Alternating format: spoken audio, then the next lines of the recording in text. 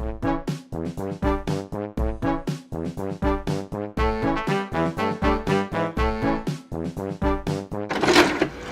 to Life is a DS game where you jump around, sometimes shoot things with acorns or whatever. It's cute, it's colorful, and you're even able to draw some graphics for various objects in the game, such as platforms, or more platforms, or the avatar that you play as. The graphics in the game are very appealing when they decide to actually draw them themselves instead of having you fill up space with your piss-poor drawing abilities. The story of the game revolves around you, the player, being known as the creator. Get it? You're the creator because you're the one that draws all the objects. At the beginning of your adventure, you give life to the hero, who you will control as you navigate the game's levels to help save the trapped residents of the game's village. The villagers are also little cute animal people. How original. And you must defeat the darkness! How original. There's also this weird human in the village who is just a human and is confused on what's going on and why they're there. But I guess his inclusion is just as a joke, so we don't talk about it. The level design is average at best, and the game is overall pretty short, having only 4 worlds, but that won't stop you from having some fun with the game, especially if you were a kid back in 2007. By the end of your short romp, you beat the darkness, and the mayor of the town dies, with you unable to save him, which is kinda sad for a kid's DS game, but it's impactful at the very least. And then we got a sequel! 2 sequels, rather. 3, actually. Yeah, you're right, only 2. I know what you're thinking. Both of these games have the exact same name and very similar cover art, but they're actually not the same game. But since that the first game was a DS game, why don't we check out the DS version of the sequel first? It's largely similar to the first Drawn to Life, but with more polish to it.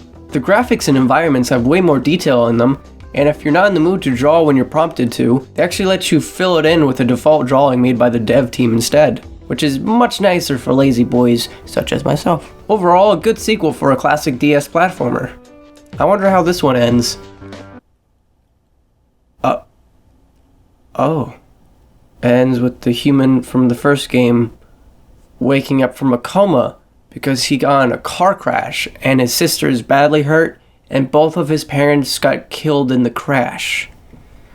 Hold on, what? Can we just take a step back and process this for a second? So, all of the past 2 games have just resulted from a dream from the human character who is barely in the game and does anything and is just a background character. The whole 2 games resulted from him being in a coma. Also, I would like to again reiterate that their parents are fucking dead. Judging by this last image, it looks as though the kid is dead as well.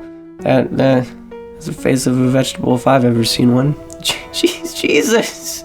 Look at this picture right here, right before the crash happens. The mom looks back to her children moments before her own demise, with a sad smile on her face, no doubt an attempt to assure her kids and herself that everything is going to be okay. And yet everything was not okay.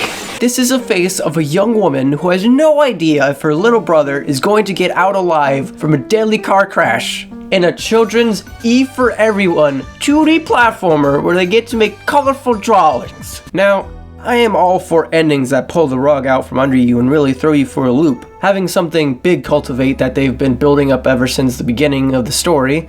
Eraserhead, Mulholland Drive, Annihilation, The End of Evangelion, I love you for all this. Society, you were fun for what you were. But did Drawn to Life of all things really need to go with this route? Especially having this ending revolve around such a random character?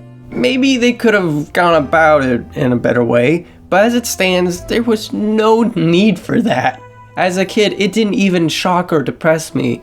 I kinda just thought it was stupid since, not that interesting that it was just all of a dream from some random character. While the beginning of the next chapter did allude to this grim end, there was nothing like this in the first game, which gives me the sense that this was not the intended vision since the conception of the series. I feel like they just joined in a circle and said, alright guys, now that we have to make an inevitable sequel to our hit DS title, what are some ideas to help make a worthy sequel? And then a guy in the corner of the room looks up from a TV that happened to be playing the film Vanilla Sky with Tom Cruise, and he says, Guys, I have a great idea. Car crash coma. Now, how in the hell did the Wii version of Drawn to Life the next chapter end? Fireworks and the whole town celebrating. Okay, good. No disconnect here at all. Especially when both the Wii and the DS games share the exact same name and release on the same day. This is fine, this is good. To explain these wildly different endings, we need to look no further than the fact that these games were made by completely different studios. The DS game was made by the same studio that brought us the first game in the series, while the Wii game was outsourced by Planet Moon Studios, who made Smarty Pants Trivia Fun for everyone. I imagine the guys at Planet Moon Studios seeing how the DS version ended and saying, "Wait, you guys did what? That's what we were supposed to be going for? Wait, were we meant to do that too? Where did you guys even get the idea for that?" Oh, I see someone's copy of Vanilla Sky on the table. Yeah, that explains it. Car crash coma, okay. As if this needed to get more comical, there's an alternate version of the DS game's ending. A year after the release of the next chapter, they released a collection that had both of the DS games on one cartridge. This cartridge, along with the later produced cards of the next chapter, have this new ending. Assumingly because the car crash ending was a bit dark. They now changed the ending to the human boy falling out of a tree. Alright, here's the long and short of the ending. Family goes camping. Kids are playing. Boy goes up climb tree. Boy falls out of a tree. Girl freaks out. Boy wakes up and is fine. And the parents, not dead. So the whole 2 DS games were just imagined within the boy's head for the 5 seconds that he was unconscious on the ground. I guess. Jesus, he fell like 2 feet and his sister is mortified and is praying. Please God, don't let him die. Why are you praying? He fell 2 feet onto his back. I don't think you need God in this situation. Oh my God, we're having so much fun. I'm gonna check this out. I'm gonna climb this fucking tree. Oh God, I'm falling. Oh God, I'm falling.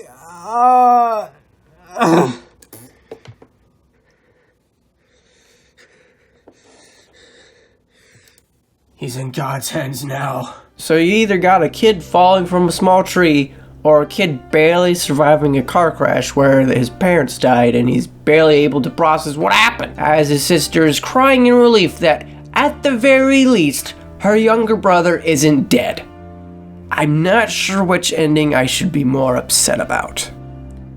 Time to go to the Drawn to Life wiki to see if we can make more sense out of this. Mike represents the young boy who fell into a coma after the car crash. Yeah, I kind of figured that one out on my own with my own noodle, thank you. The creator is the role taken by the player. In the context of the game universe, the creator assumes the role of acting on behalf of real life's God, who in turn represents or alludes to God from the Bible. Of course. Alright. I can't believe I hadn't realized that myself. The hero is assumed to represent or allude to Jesus from the Bible. Now hold on. Hold on here. You are telling me the one you control and have bash in the heads of cute little enemies and shoot with cartoony guns is none other than Jesus of Nazareth himself. I don't know if I can properly process all this new information being presented to me. You know, after some reflection, this whole God, Jesus, Bible thing is kind of making too much sense to me right now. This is too much. I can't take it anymore. This world is too much. I have to end things right here now. I can't go on with this information in my head. I can't.